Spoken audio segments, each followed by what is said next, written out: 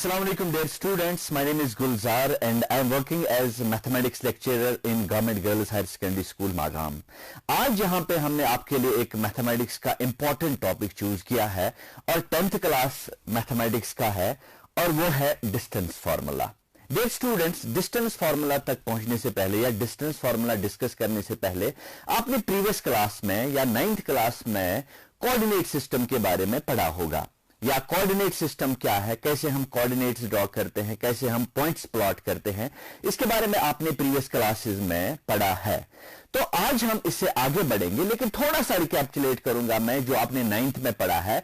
अगर हमारे पास coordinate axes होती हैं, x axes and y axes, ठीक है, तो एक्स एक्सीज और वाई एक्सीज पे जब हमें कोई पॉइंट प्लॉट करना होता है, तो मान लीजिए अगर हमें 1 और 2 पॉइंट प्लॉट करना होता है, और 1 और 2 को हम कैसे प्लॉट करते हैं आपने 9th क्लास में पढ़ा होगा. इस 2 को हम ऑर्डिनेट बोलते हैं और इस 1 को हम एब्सिसा बोलते हैं, ठीक है. तो दोनों की कॉम्बिनेशन को हम कोऑर्डिनेट बोलते हैं, ठीक है.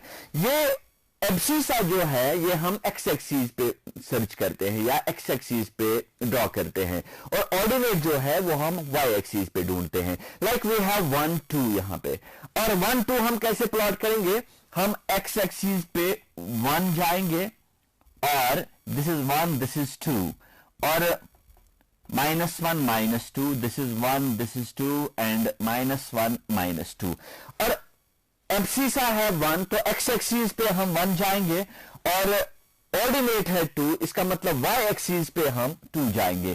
तो यहां पे ये जो पॉइंट है, ये point, this point will represent 1 2. तो ये है कि कैसे हम पॉइंट्स को प्लॉट करते हैं. ये आपने प्रीवियस क्लास में ऑलरेडी सुना होगा या पढ़ा होगा. तो आज हम यहां पे देखेंगे कि कैसे हम 2 पॉइंट्स के दरमियान डिस्टेंस मेजर कर सकते हैं, या हम 2 पॉइंट्स कितने दूर हैं एक दूसरे से वो हम मेजर कर सकते हैं कैसे. और उसी का नाम वही है हमारा आज का टॉपिक, कि कैसे हम 2 पॉइंट्स के बीच डिस्टेंस मेजर कर सकते हैं. उस टॉपिक को हम नाम देते हैं डिस्टेंस फार्मूला, और हम डिस्टेंस फार्मूला डिराइव करेंगे, और उसके बाद हम पॉइंट्स, कुछ पर्टिकुलर पॉइंट्स हम लेंगे, उनके बीच हम डिस्टेंस ढूंढने की कोशिश करेंगे, ठीक है. अब देखिए कैसे हम डिस्टेंस फार्मूला यहां पे डिराइव करते हैं. अगर हमारे पास, फिर से मैं लेता हूं coordinate axes, this is x axes and then we have y axes, ठीक है.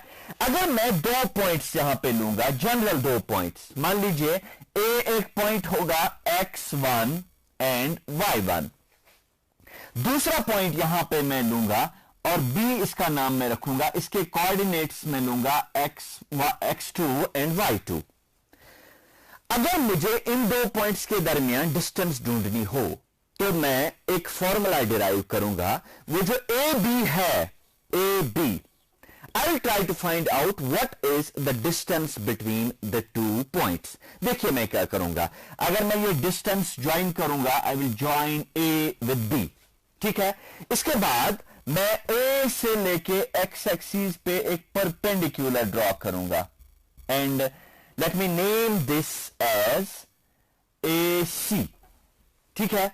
और सिमिलरली B से भी मैं एक परपेंडिकुलर ड्रॉ करूंगा, B से लेके x एक्सिस तक, and I name this as BD, ठीक है. जैसा कि अभी आपने देखा, अगर इस पॉइंट के कोऑर्डिनेट्स हैं x1 और y1, इसका मतलब यह है ओरिजिन से लेके C तक जो डिस्टेंस है वो है x1 के बराबर, ठीक है. और ये जो है, ये कोऑर्डिनेट जो है ए के, वो है x1 एंड y1. इसका मतलब ये जो CA है, it is equal to y1, ठीक है. तो इसके बाद अगर इस पॉइंट पे हम जाएंगे, इसके कोऑर्डिनेट्स हैं x2 एंड y2, इसका मतलब ओरिजिन से लेके D तक जो डिस्टेंस होगी वो होगी x2, ठीक है. इसके बाद यहां पे देखिए, ये जो BD डिस्टेंस होगी, दिस विल बी y2. अब देखिए डियर स्टूडेंट्स, मैं A से लेके BD तक एक परपेंडिकुलर ड्रॉ करूंगा, ये है perpendicular and I name this point as E. ठीक है, अब देखिए अगर ओ सी है x1 के बराबर और ओ डी है x2 के बराबर, अब बताइए सी डी क्या होगा? सी डी जो डिस्टेंस है वो होगी ओडी माइनस ओ सी। इसका मतलब ये जो डिस्टेंस होगी, ये डिस्टेंस होगी x2 माइनस x1। समझ में आया? आई रिपीट, देखिए यहां से यहां तक ओ से लेके डी तक डिस्टेंस है x2 और ओ से लेके सी तक डिस्टेंस है x1। अब यहां से यहां तक क्या होगी? सारे x2 को मैं सब्ट्रैक्ट करूंगा x1, then CD will be x2 minus x1। इसके बाद अगर CD की डिस्टेंस जो है, CD की लेंथ जो है x2 माइनस x1 है, इसका मतलब AE की भी डिस्टेंस होगी x2 minus x1. So this is the distance, you can say the length of AE. अब यहां पे अगर हम जाएंगे, यहां पे ये है BD की जो लेंथ है वो है y2, लेकिन यहां पे AC की लेंथ है y1। इसका मतलब है ED की भी लेंथ होगी y1 के बराबर। Now what will be the distance, or you can say what is the length of BE? BE मैं length निकालूंगा, BE is equal to BD minus ED. So what is BD here? BD is y2. What is ED here? ED is y1. तो इसका मतलब BE की जो distance होगी वो होगी y2 माइनस y1। ठीक है, अब देखिए अगर मैं ये ट्रायंगल लूंगा A, E and B, we have to find out the distance AB, or you can say we have to find out the length AB. वो हम कैसे निकालेंगे? We will use Pythagoras theorem. Pythagoras theorem आपने पढ़ी होगी previous class में या 10th class में भी है।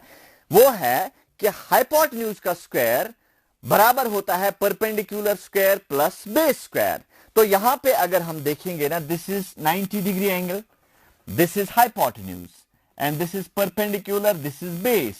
नाउ देखिए अगर मैं लिखूंगा in right angular triangle A E B, ये देखिए triangle A E and B, this is perpendicular, this is base and this is hypotenuse.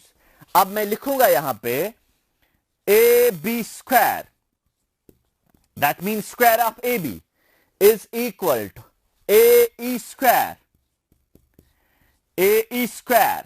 plus BE square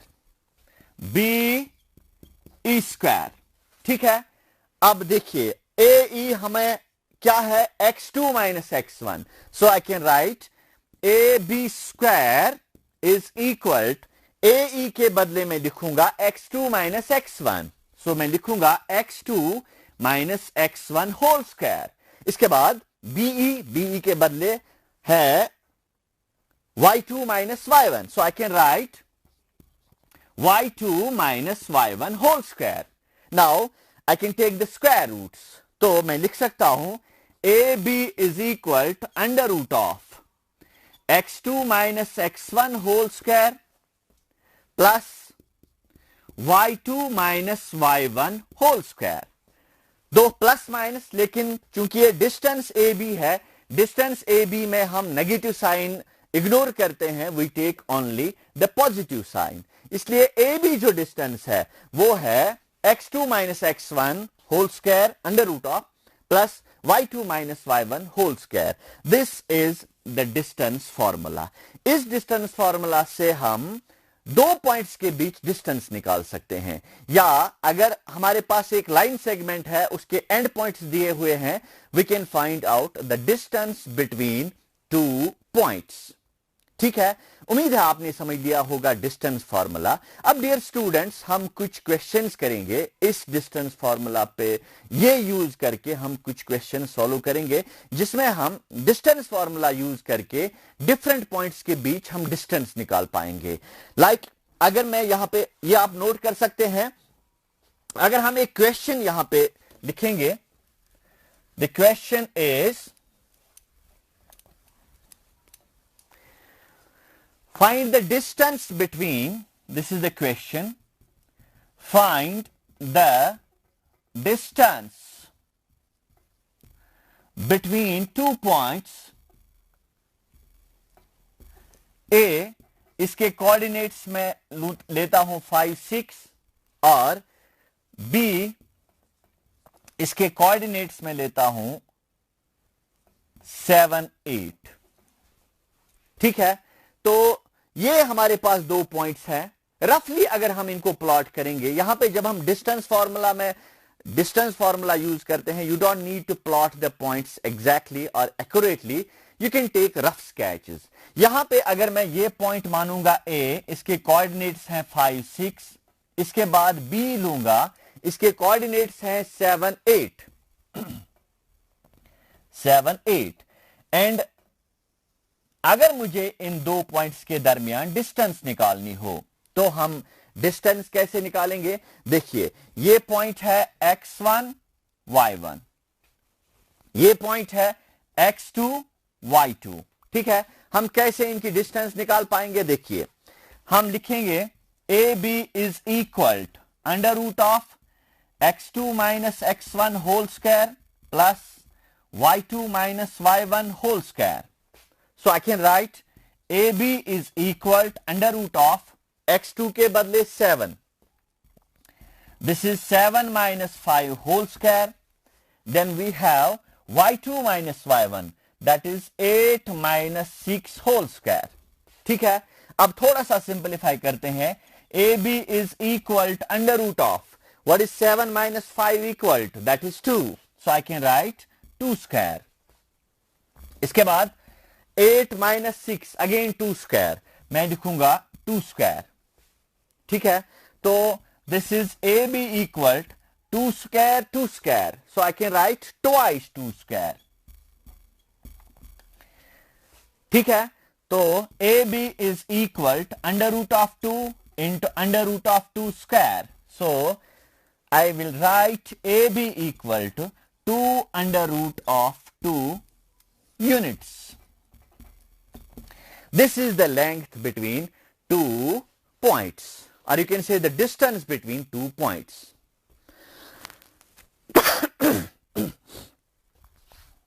Okay, अभी डियर स्टूडेंट्स, जब हम डिस्टेंस फार्मूला की बात कर रहे थे और डिस्टेंस फार्मूला मैंने यहां पे जब डिराइव की तो हमने लिखा x2 minus x1 whole square, y2 minus y1 whole square.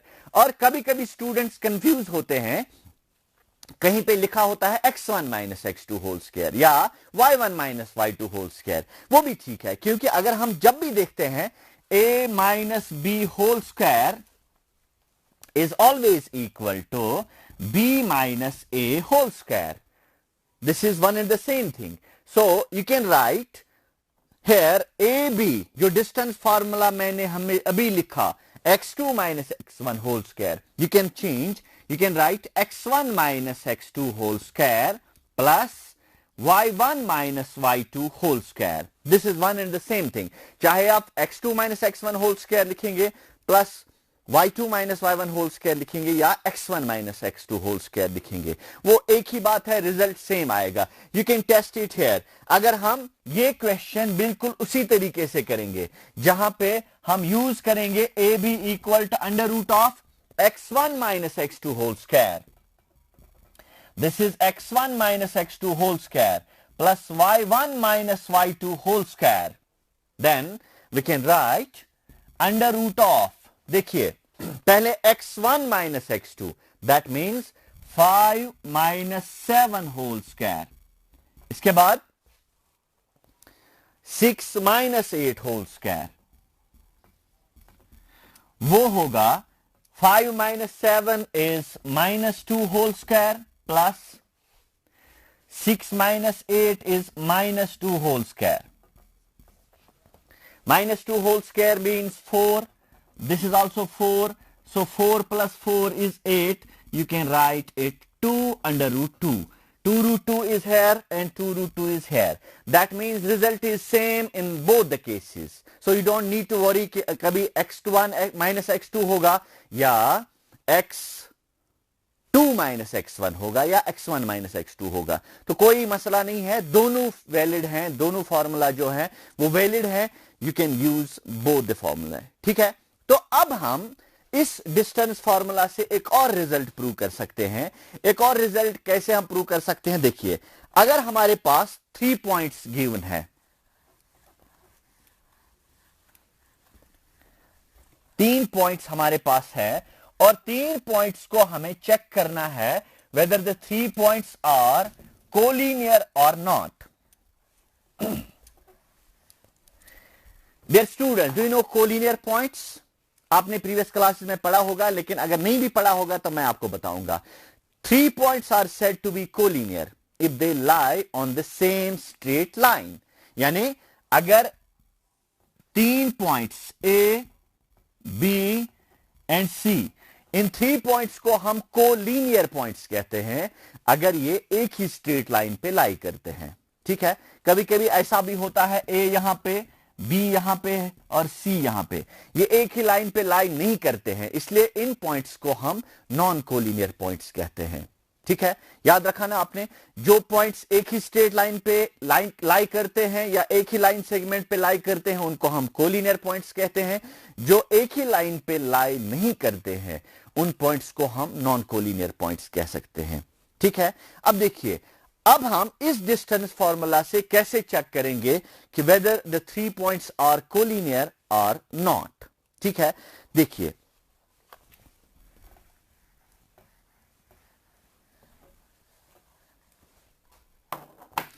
अगर हम 3 पॉइंट्स लेंगे, मान लीजिए A 1 2, दूसरा मैं B लेता हूं 3 4, ठीक है। इसके बाद एक और पॉइंट मैं लेता हूं C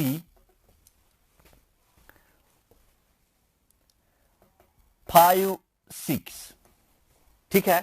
ये 3 पॉइंट्स दिए हुए हैं and I will check whether the 3 points are collinear और नॉट। क्या ये तीनों पॉइंट्स एक ही स्ट्रेट लाइन पे लाई करते हैं या नहीं करते हैं। कैसे हम चेक करेंगे, देखिए, the given points are, question here is check whether the points, कौन कौन point, 1 2, then 3 4, then we have 5 6 are collinear और नॉट। ये 3 पॉइंट्स कोलिनियर है या नहीं है, ये हमें चेक करना है, ठीक है। तो हम कैसे चेक करेंगे, देखिए, पहले हम डिस्टेंस निकालेंगे A और B की, ठीक है, बाय डिस्टेंस फॉर्मूला। कैसे हम निकालेंगे, by distance formula, AB is equal to under root of x2 minus x1 that is 3 minus 1 whole square plus 4 minus 2 whole square. Simplify करके क्या निकलेगा, this is under root of 2 square plus 2 square, that is you can write twice 2 square, that is simply 2 under root 2 and then we have under root 2 square, square and root goes, I can write 2 under root 2। ये है AB की length, ठीक है। इसके बाद मैं BC की length देखूंगा, BC। What is BC equal, BC देखिए किसके बराबर होगा, under root of x2 minus x1, so 5 minus 3 whole square, इसके बाद 6 माइनस 4 होल स्क्वायर, ठीक है। तो ये होगा under root of 5 minus 3 that is 2 square, again 6 minus 4 that is 2 square, 2 square plus 2 square is twice 2 square, 2 बार 2 square. या अगर ऐसे भी नहीं कर पाएंगे आप तो you can write this is 4 plus 4 that is under root 8। तो यहां पे हम कैसे कर सकते हैं, under root 2 then we have under root 2 square, so this is 2 root 2, ठीक है। ये है BC। तो AB मैंने निकाला वो 2 रूट 2 है, BC मैंने निकाला वो भी 2 रूट 2 है। Now it is time to find out the distance from A to C, A to C, that means we'll find the distance between A and C. We'll find AC, length of AC. तो हम कैसे निकालेंगे? Under root of, distance formula use करके, under root of 5 minus 1. This is 5 minus 1 whole square. Then we have 6 minus 2 whole square. ठीक है, तो हम देख सकते हैं under root of 5 minus 1, this is 4 square. Then we have 6 minus 2, that is again 4 square. ठीक है, अब देखिए under root of 4 square, under root of 4 square, that is twice 4 square. ठीक है, taking root separately, I can write under root of 2, then under root of 4 square. Square and root cancels out. I can write this is 4 under root 2. देखिए dear students, ये है AC और इसके बाद ये है BC. ठीक है, इसके बाद ये है AB, ये भी 2 रूट 2 है.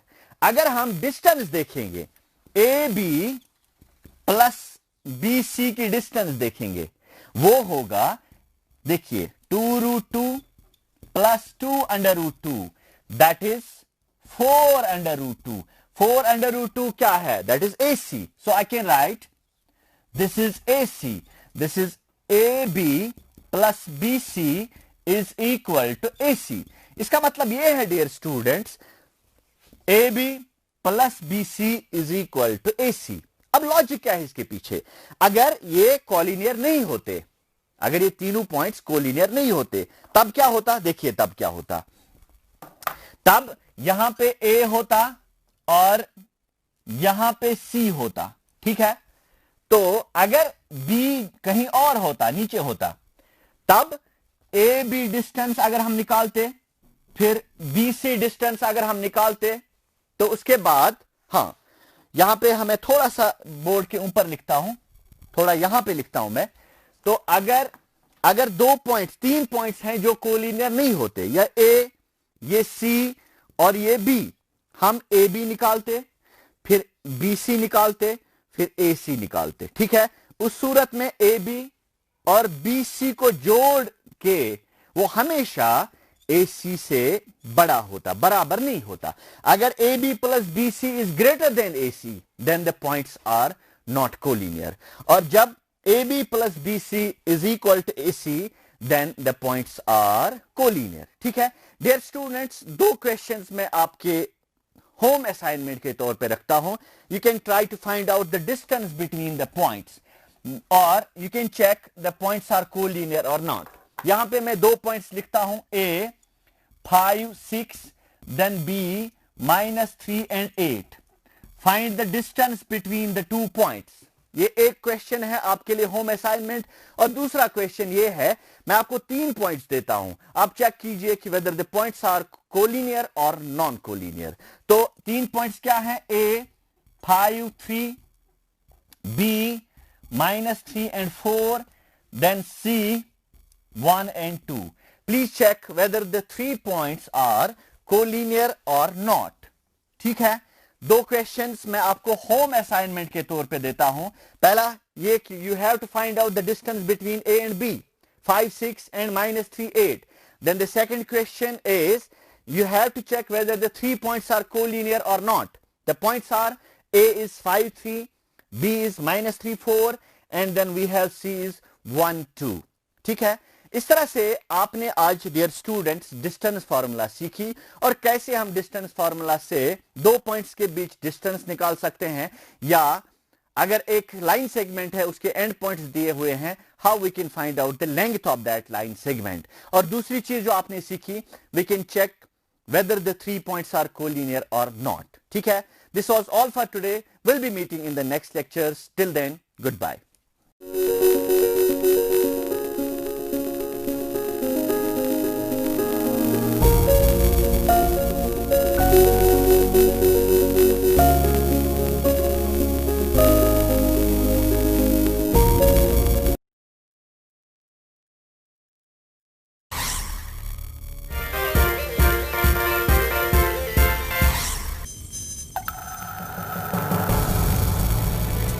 Hi dear students, Assalamu alaikum.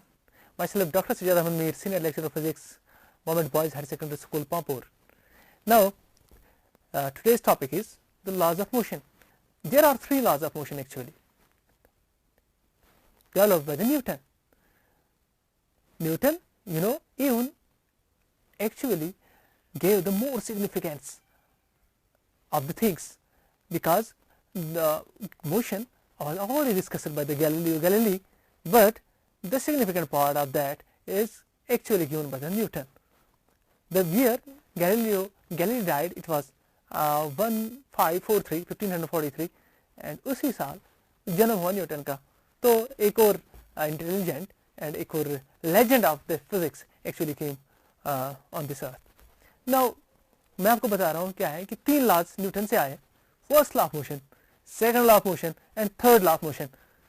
Now class 9th and 11th students, please understand me and have a keen attention towards this lecture.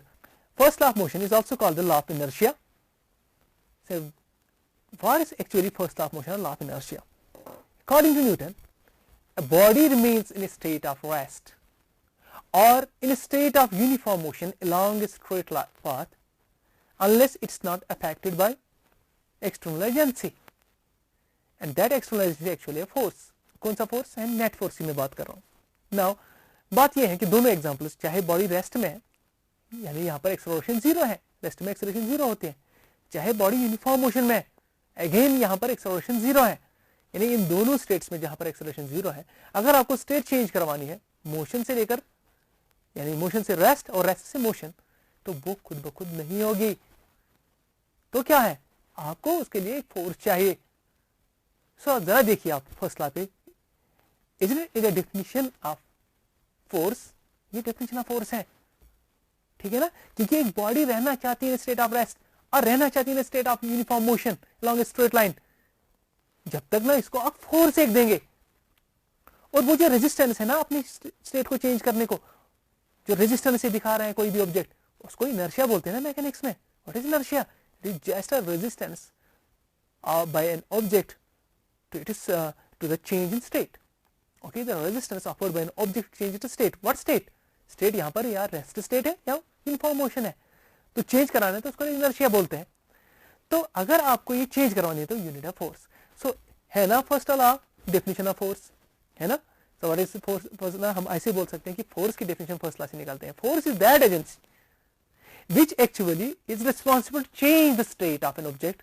I mean कहां से कहां तक, रेस्ट से मोशन, यूनिफॉर्म मोशन, और यूनिफॉर्म मोशन से rest. I hope you understood it. First law जो है actually this is a definition of force. So मैंने दिया है डेफिनेशन ऑफ फोर्स. क्या है first law? Is definition of force on force front. अगर फोर्स को मद्देनजर रखें, you actually focus on the force, then we can say the first law of motion is actually definition of force, but not on motion front. Okay, तो फिर हम इसको ऐसे से भी समझ सकते हैं कि एक्सेलरेशन क्या चीज है. देखिए हमें ये पता चला, जो दो चीजें वहां दी है, object remains in state of rest or in a state of uniform motion along a straight path unless it is not affected by force. That means दोनों conditions, दोनों situations जीरो एक्सेलरेशन की है. तो अगर आपको वहां उसको एक्सेलरेट बॉडी को कराना है, यानी जब उसको आप रेस्ट से यूनिफॉर्म मोशन की तरफ लाओगे, तो आपको फोर्स देना पड़ेगा, आपको बॉडी को एक्सेलरेट कराना पड़ेगा. तो सीधी सी बात है, अगर यूनिफॉर्म मोशन में फोर्स देना पड़ेगा उसको स्टॉप करने में, रेस्ट में, और इन दिस केस वो बॉडी आपको डिसलेरेट कराना है ताकि वो रेस्ट में आ जाए, और उसे हो जाएगा ना, जब फोर्स दोगे तो एक्सेलरेट हो जाएगा. तो ऐसी बात है कि अगर आप फोर्स फ्रंट पे, न्यूटन फर्स्ट लॉ पे आप गौर करोगे, it's actually definition of force. और अगर आप मोशन के फ्रंट पे इसको डिस्कस करोगे, तो यहां से आपको एक्सेलरेशन का कंसेप्ट भी आ जाता है. बात समझ में आ रही है? तो now you understood what is first law. Now let us move to the Newton second law. Newton second law of motion. And what is Newton second law of motion? Newton second law of motion में ऐसे बताऊं, second law of motion, second law of motion जैसे हमने first law में, physics में क्या होता है हाल मैं आपको बता रहा हूं. फिजिक्स में पहले कंसेप्ट आता है, जब आप कंसेप्ट आ जाएगा ना, उसके फौरन बाद मेजरमेंट होगी. ये तो आपको पहले से ही फिजिक्स में, because physics is called the science of measurement. तो ऐसा है कि जब आपको डेफिनेशन फोर्स की पता चली, that force is that agency which is responsible to change the state of rest of a body और state of uniform motion of a body along a straight line. ठीक है ना, फोर्स ये agency है तो अगर ये डेफिनेशन हमें पता चली फोर्स की, तो हमें इसके बाद ये करना है मालूम इस फोर्स को मेजर कैसे करते हैं, how do we measure that force. तो सेकंड लॉ फौरन बाद उसके आ जाते हैं। तो सेकंड लॉ जो आ गया, सेकंड लॉ का काम ही ये है तो measurement of force, what is that. तो सेकंड लॉ से हमें ये पता चला अगर हमें मेजर करना है दैट जो फोर्स है जिसकी हमने अभी डेफिनेशन दी है ना, तो वो बॉडी को एक्सेलरेट कराएगा, बॉडी को एक्सेलरेट कराएगा। If you apply force to a body at rest it can accelerate and gets into the motion, ठीक है ना, यानी वो मोशन में आ जाएगा। या अगर एक मोशन में बॉडी है तो अगर आपने फोर्स दिया तो वो स्टॉप हो जाएगी, तो वो रेस्ट में आ जाएगा, तो वो डिसेलरेट हो जाएगा। इंक्रीज इन स्पीड अगर हो गया ना तो उस वक्त एक्सेलरेशन, इंक्रीज इन वेलोसिटी में एक्सेलरेशन हो जाएगी। अगर डिक्रीज इन वेलोसिटी हो जाएगा ताकि वो रेस्ट में आ जाएगा, उसको डिसेलरेशन बोलते हैं। तो ऐसे में F is proportional to A, and ये प्रोपोर्शनलिटी जब हटाएंगे यूनिट्स चूज करके तो हम लिखेंगे F is equal to M into A। बात समझ में आ गई, F is equal to M into A. So this is the Newton's second law. That is the force which you described in Newton's first law. And whenever you are going to actually measure that force, the second law is the answer of that. Okay. So first law is the definition of force. Second law is the measurement of force. ठीक है, ये measurement of force है, ये Newton का तरीका था, इसीलिए Newton ने काम किया इस पे। ऐसे आपको पता चल जाएगा why first and why second law. तो फर्स्ट लॉ अगर डेफिनेशन ऑफ फोर्स है, सेकंड लॉ है measurement of force. Now measurement of force, so we got a relationship जो मैंने ऑलरेडी प्रीवियस लेक्चर में आपसे डिस्कस की, F is equal to MA। बात समझ में आ रही। तो कोई इसको ऐसा भी लिख सकता है बच्चा that F is equal to M acceleration के बदले लिख सकता है dv/dt, बिकॉज एक्सेलरेशन जो होते हैं ना वो चेंज इन वेलोसिटी यानी rate of change of velocity होते हैं, dv/dt। बात समझ में आए। तो हम ऐसे में कर सकते हैं F is equal to d/dt, यहां पर लिख सकते हैं mv। Okay, but everybody knows mass times velocity is nothing but linear momentum, जिसको कोई कोई बोल सकता है ट्रांसलेशनल मोमेंटम, ठीक है ना। ये p जो है mv के बराबर है। बात समझ में आ गई। तो मैं यहां लिखूं, यहां सपोज आपको दिखाई नहीं देगा तो मैं यहां लिखता हूं, तो जो F आ जाएगा हमारा, F आ जाएगा dp/dt, got it, because P जो है वो m इंटू B है, जो P है वो m इंटू B है, momentum. So second law is actually rate of change of momentum of a body, ठीक है। तो ऐसे में आपको पता चल गया। लेकिन फर्स्ट लॉ से हम डेफिनेशन ऑफ फोर्स देते हैं और सेकंड लॉ जो है ये है मेजरमेंट ऑफ ए फोर्स। अब चलिए यूनिट्स पे जाएंगे, ठीक है। यूनिट्स पे बताए फोर्सेस के यूनिट क्या है, ऐसा यूनिट क्या है। देखिए फोर्स की डेफिनेशन आपने दी, F is equal to MA, ठीक है। मैस का kg है, ठीक है, मैस का kg है। एक्सेलरेशन होता है किसके बराबर, एक्सेलरेशन होता है वेलोसिटी बाय टाइम। तो मतलब एक्सेलरेशन के यूनिट मीटर पर सेकंड डिवाइड बाय सेकंड, यानी एक्सेलरेशन का यूनिट होगा मीटर पर सेकंड स्क्वायर। तो यहां आएगा kg मीटर पर सेकंड स्क्वायर, बिकॉज एक्सेलरेशन का मीटर पर सेकंड स्क्वायर है। तो मैं लिख सकता हूं ऐसा unit of force is kg metre पर सेकंड स्क्वायर, जिसको हम न्यूटन लिखते हैं in honour of a scientist Newton. तो मैं ना न्यूटन लिखूंगा, ये न्यूटन है ऐसा यूनिट जिसको हम कैपिटल N से लिखते हैं, ये ऐसा यूनिट है, ठीक है। What is CGS unit, very good, CGS क्या है यूनिट, वो है डाइन, क्या है डाइन, ठीक है। अगर कोई आपको बताएगा इसके बीच में रिलेशनशिप दे दो, ठीक है, what is the relationship between SI unit and CGS unit, यानी कहने का मतलब है 1 Newton is equal to dash dash dyne. तो आएगा आपको यहां डैश डैश आपको फिल करना है, ठीक है। तो सीधी सी बात है, आप ऐसे करोगे, देखिए 1 न्यूटन के बदले 1 kg मीटर पर सेकंड स्क्वायर लिखेंगे। देखिए kg को जब हम करेंगे ना चेंज, kg होता है 1000 ग्राम्स, ठीक है, हो गया kg ग्राम में कन्वर्ट, बिकॉज CGS तो ये जो डाइन है CGS यूनिट है, तो CGS में किलोग्राम के बदले ग्राम आता है, मैंने किया कन्वर्ट। और देखिए ना किलोग्राम के बदले ग्राम आया, मीटर के बदले क्या आएगा centimetre, but 1 metre is 100 centimetre. Fine, बात समझ में आ गई। सेकंड का तो CGS में सेकंड ही है तो सेकंड स्क्वायर ही लिखेंगे ऐसे ही। तो देखिए यहां पर ये 10⁻³ है, 3 जीरोज हैं, ये 10⁻², टोटल में 10⁻5 ग्राम सेंटीमीटर पर सेकंड स्क्वायर। तो ये तो 10⁻5 डाइन हुआ, ठीक है।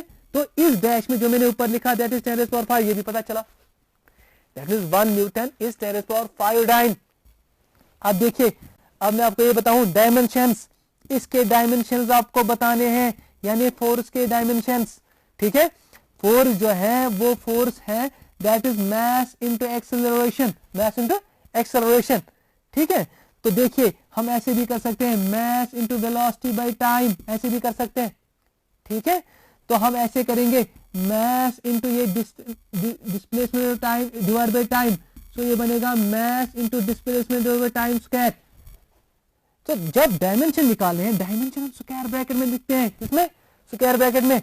मीटर का तो हम जो लिखेंगे वो ये जो है मास है, मास को m लिखते हैं, ठीक है।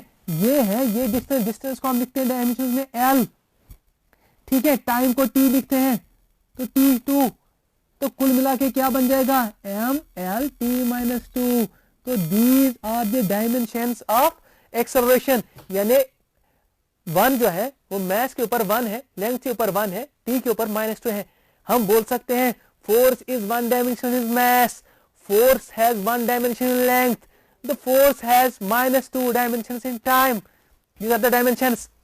Type of quantity, ये बताना है आपको कि फोर्स कौन सी क्वांटिटी है, स्केलर है कि वेक्टर है। ये वेक्टर क्वांटिटी है, कौन सी है, दिस इज वेक्टर क्वांटिटी। सो पता चला ये वेक्टर क्वांटिटी है, इसलिए तो फोर्स को वेक्टर में कैसे लिखेंगे मैं आपको बता रहा हूं, ठीक है। Next I will go to that. अब यहां पर फोर्स जो है वो वेक्टर क्वांटिटी है।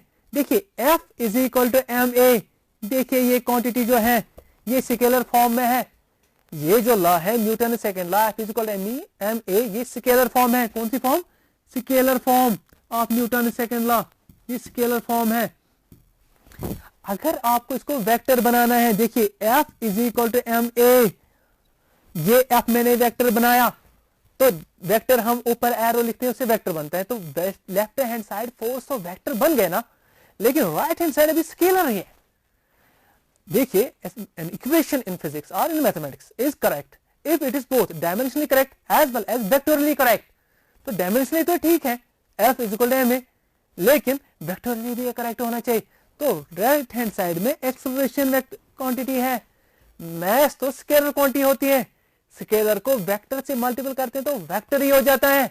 तो देखिए right hand side is the vector component, now जो left hand side is the vector component, right hand side also becomes the vector component.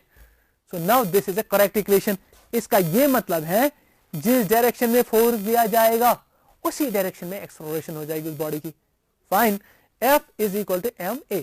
अब बॉडी एक्सेलरेट कब करती है, या तो बॉडी, मैं आपको ऐसे बता रहा हूं कि ये जो है यहां से मैं आपको ये बता रहा हूं कि एक्सेलरेट बॉडी कब करती है। देखो या तो बॉडी स्पीड अप हो जाती है या तो बॉडी को स्पीड डाउन हो जाना है, तभी तो एक्सेलरेट हो जाएगा।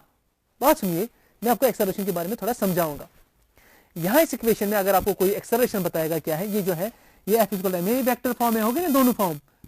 तो नाउ न्यूटन सेकंड लॉ है, न्यूटन सेकंड लॉ में फिर से लिखता हूं N2L, N2L का मतलब न्यूटन सेकंड लॉ, वो है F is equal to ma। तो इसका मतलब है अगर F by m लिखूं वो किसके बराबर है, that's equal to the A। Now A is equal to F by m, ठीक है, बात समझ में आई।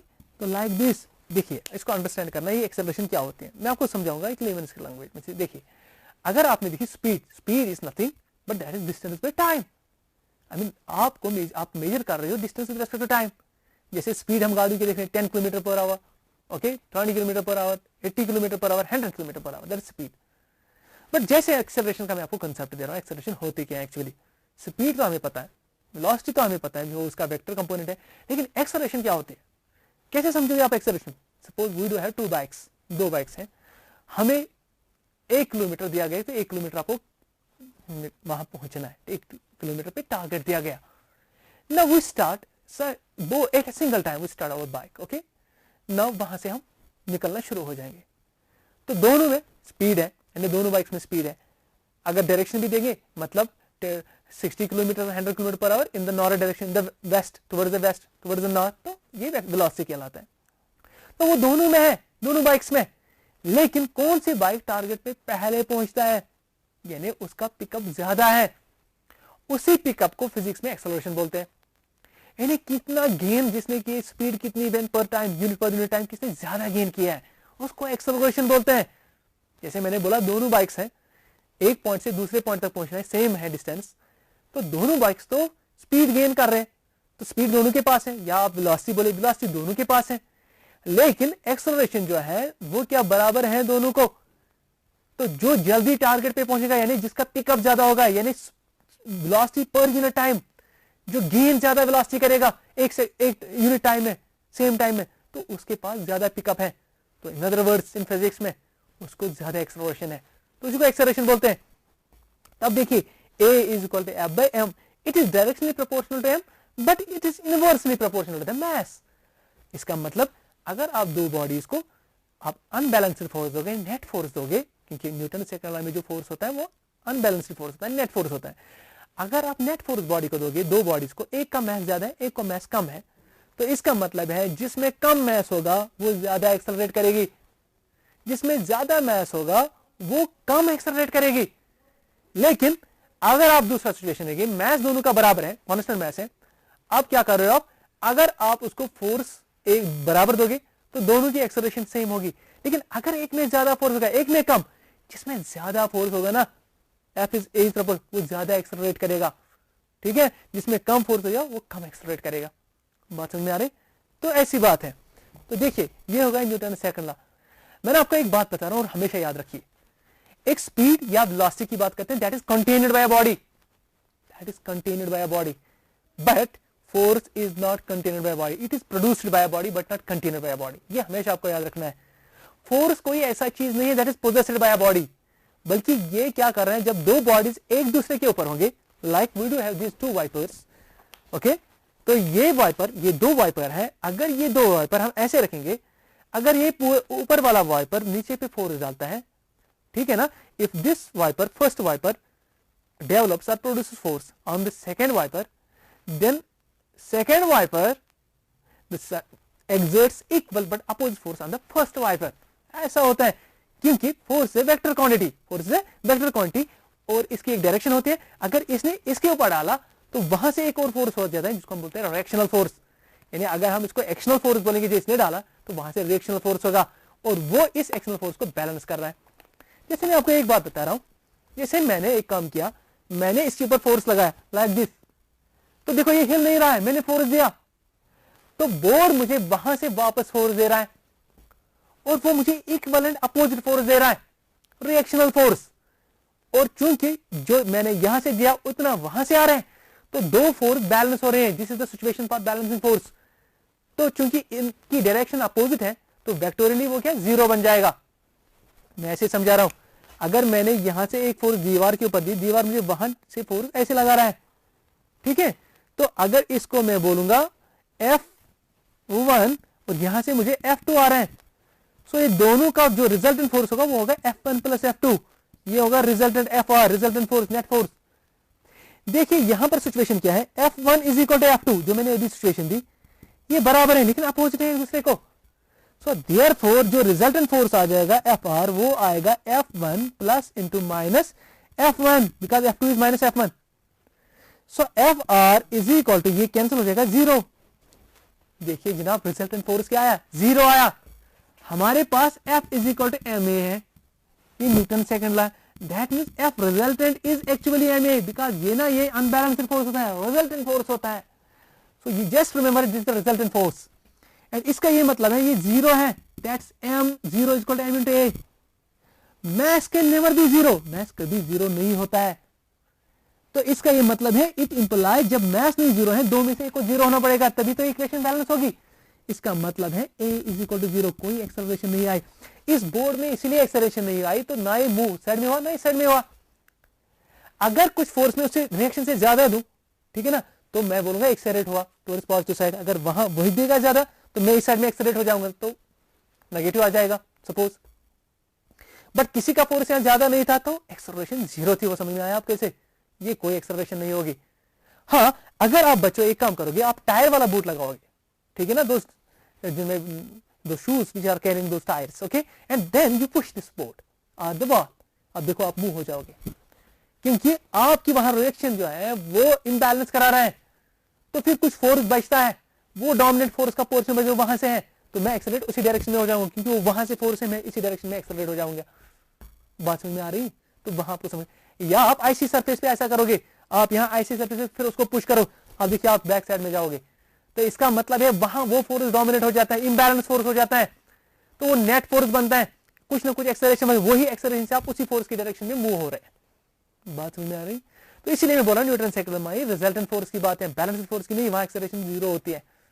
ठीक है, बात समझ में आई? Very good. अब ये समझ में आया, तो ये बॉडीज जो है, तो इसका मतलब जब ये इसके ऊपर फोर्स जा रहा है, तो force is interaction, is not something contained by body, जैसे स्पीड वगैरह जो बातें हैं, speed is contained by body but force is not contained by body, is therefore known as interaction. कभी बातों में देखिए इंट्रैक्शन, जैसे हमने बात की ना, बात की हमने, वो हमारा पार्ट नहीं है, वो उसके बाद शुरू हो जाती है, तो उसको इंट्रैक्शन बोलते हैं। तो फोर्स ही एक किस्म की इंट्रैक्शन है, it is not contained by body, ठीक है ना, it is produced by a body, not contained by body. जैसे ये बॉडी है, ये दूसरी बॉडी है, वहां पर ये इसके ऊपर डाल रहे हैं, वो वहां उसके ऊपर वापस डाल रहे हैं, तो इसका ये मतलब है फोर्स एग्जिस्ट इन पेयर्स, यानी जिसको सीधी सादी एंड सिंपल लैंग्वेज में we say, and it is famous with this quotation, every action there is equal and opposite reaction. इसके अदर वे राउंड हम बोल सकते हैं force exist in pairs, force कभी सिंगल एग्जिस्ट नहीं होगा, उसकी रिएक्शन कहीं ना कहीं होगी। तो that is the Newton third law, इसलिए ये देना पड़ा, Newton third law of motion. ठीक है, Newton third law of motion है फोर्स एग्जिस्ट्स इन पेयर्स। ठीक है, इसका ये मतलब है अगर यहां एक बॉडी है, यहां दूसरा बॉडी है, ठीक है, इसके ऊपर उसका फोर्स होगा, अगर चलिए अट्रैक्टिव मानेंगे, तो ये होगा फोर्स, इस बॉडी का 1 नाम देंगे, इस बॉडी का 2 नाम देंगे, दिस इज 1 2, यानी फोर्स ऑन 1 ड्यू टू 2। अगर मैग्नीट्यूड वाइज देखेंगे, देखिए अगर मैग्नीट्यूड वाइज है, ये इसकी तरफ अट्रैक्ट हो जाएगा, ये इसकी तरफ अट्रैक्ट हो जाएगा, मैग्नीट्यूड वाइज दोनों फोर्स बराबर है, ठीक है ना। बट जब हम डायरेक्शन ऐड करेंगे, ये F12 कहलाएगा, means force on body number 1 due to 2, ये वेक्टर बन गया। आप इसको लिखेंगे F21, means that force on 2 due to 1। अब डायरेक्शन की सेंस हमने दे दी, तो इसीलिए नाम देना पड़ा force on 1 due to 2, force on 2 due to 1। तो आप जरा देखते हैं, ये F12 जो है, क्या ये F21 के बराबर है? देखिए मैं आपको एक बात बता रहा हूं फिर से, मैग्नीट्यूड वाइज दोनों फोर्स बराबर हैं, कोई फर्क नहीं मैग्नीट्यूड वाइज, लेकिन जब डायरेक्शन की सेंस ऐड करेंगे, F12 F21, समझ में आई बात? क्या ये दोनों बराबर हैं? Yes, they are still equal, but एक चीज है, उनकी डायरेक्शन अपोजिट है, सो दे डू है अपोजिट डायरेक्शंस। माइनस आ जाएगा, माइनस से ये पता चलता है उनकी डायरेक्शन अपोजिट है। F12 is equal to F21। बताओ रिजल्टेंट फोर्स क्या होगा? एक्शन रिएक्शन में अगर बहुत सारी जगह ऐसा होता है, रिजल्टेंट फोर्स जो होगा वो होगा जो टोटल फोर्स है F12 प्लस F21, ऐसा होगा। लेकिन हम F12 माइनस F21 के बराबर हैं, ऐसे प्लस F21, देखिए ये कैंसिल हो जाएगा, तो हमारा रिजल्टेंट फोर्स 0 आ जाएगा। वेक्टर है, ये वेक्टर है, अगर ये वेक्टर है सारे वेक्टर बनाने पड़ेंगे। तो ये देखिए, जब हम किसी भी चीज में, जैसे एक बुक टेबल पे है, ठीक है, वो बुक उसके ऊपर डाल रहे हैं फोर्स, उसको हम एक्शन बोल रहे हैं, वहां से टेबल उसको रिएक्ट कर रहे हैं, उसको रिएक्शन बोल रहे हैं। चाहे एक्शन बोले चाहे रिएक्शन बोले, दोनों तो फोर्स है ना। यही होता है pair, they exist in pairs, यानी जहां एक्शन होगी तो उसकी रिएक्शन कहीं ना कहीं जरूर होगी। तो ये थर्ड लॉ है, that force exist in pairs. लेकिन एक बात बच्चों याद रखना प्लीज, एक्शन और रिएक्शन कभी एक ही बॉडी पे एग्जिस्ट नहीं करते। अगर एक बॉडी पे एक्शन होगी, दूसरी बॉडी पे रिएक्शन होगी। समझ में आई बात? बट हाँ, you can change the levels. Reaction को आप एक्शन बोलोगे, एक्शन बन जाएगी रिएक्शन, ऐसे लेवल चेंज करने में कोई एतराज नहीं है। लेकिन एक्शन और reaction never exist on a single body, they exist on two separate bodies, वो एग्जिस्ट सेपरेट बॉडीज पे हो रहे हैं। तो ये हमें पता चला आज, फोर्स एग्जिस्ट इन पेयर्स। तो मैं फिर से एक बात बोलता हूं, what is Newton's law? First law, Newton's first law is the definition of force. क्या बोल रहे हैं? That a body remain in a state of rest or in a state of uniform motion along a straight line unless it's not affected by force। ये definition of force है। अगर acceleration पे front, motion के front में बोले, हम बोलेंगे, ठीक है ना। सो एक्सेलरेशन जो है, अगर आपको बॉडी को एक्सेलरेट कराना है, यानी आपको रेस्ट से मोशन में लाना है, या डिसलरेट कराना है from motion to the rest, you require force, आपको फोर्स की जरूरत है। तो हमने दोनों फ्रंट पे उसका एक्सप्लेन किया, फोर्स फ्रंट पे भी और मोशन फ्रंट पे भी। तो ये रिलेशनशिप है between force and motion, they are deep related, force and motion. यही तो टॉपिक 1 था पहले जो प्रीवियस लेक्चर में मैंने डिस्कस किया। सेकंड लॉ क्या है, Newton second law of motion, वो बोल रहा है कि हाँ yes, first law is the definition of force, now we need to measure the force, so second law is all about the measurement of force, ठीक है ना। तो क्योंकि फिजिक्स में ऐसा ही होगा, पहले डेफिनेशन आएगी फिर मेजरमेंट आ जाएगा, वरना वो चीज जिसकी मेजरमेंट नहीं होगी वो फिजिक्स में कोई जगह नहीं लेगा। जैसे मैं आपको एग्जांपल बोल रहा हूँ, कौन कितना ईमानदार है, तो ईमानदारी जो ऑनेस्टी है ना, honesty can't be measured, so it has no place in physics. If you are able to measure the honesty then it will find its place in physics, it becomes a quantity, ठीक है। तो इस तरीके से जो force है ये quantity है, it can be measured. And second law is the measurement, क्या है, F is equal to ma, F is equal to mass times acceleration. Fine, बात समझ में आई। तो इस तरीके से हम मेजर करेंगे। इवन हम देख सकते हैं एक्सेलरेशन इज F/m, यानी acceleration is directionally proportional to the force, it is inversely proportional to the mass, more the mass less the acceleration, less the mass more the acceleration, but it is directionally proportional to the force, more the force more the acceleration, less the force less the acceleration, but कौन सा force, unbalanced force, net force की बात मैं कर रहा हूं। चलिए Newton third law पे आते हैं, क्योंकि जो फोर्स है वो वेक्टर क्वांटिटी है, तो उसका एक्शन रिएक्शन आ रहा है। तो जैसे जहां अगर एक्शन यहां से फोर्स टेबल पे देंगे यहां पर, तो टेबल मुझे वापस देगा रिएक्शन, या हम जो जमीन पे है हम इसको वेट डाल रहे हैं, weight is a force, weight is not a mass, जो कंफ्यूजन है बहुत सारों को, वेट इज अ फोर्स, ये मुझे रिएक्ट कर रहा है वहां से, ओके। तो वो बैलेंस होता है, तो बैलेंस करके जीरो एक्सेलरेशन आती है, इसलिए ना हम उड़ते हैं ना जमीन में दसते हैं, because net force is zero, therefore no acceleration is there. So dear students, let me now conclude the things like this as a recapitulation. So we discussed here 3 laws of the motion. First law of motion, which is the definition of force. Second law of motion, which is the measurement of force. Third law of motion, which shows that force exists in pairs. Okay, these were the 3 laws. और ये मैंने हमेशा बताया, physics में हमेशा आप ऐसे पाओगे, पहले concept, then measurement, and then something else which attached to it. So these were the 3 laws of motion. Next lectures we will discuss something else. But if you do have any kind of confusion, you can just drop message on my WhatsApp number 9797 012346. I repeat, 9797 012346. Thank you very much.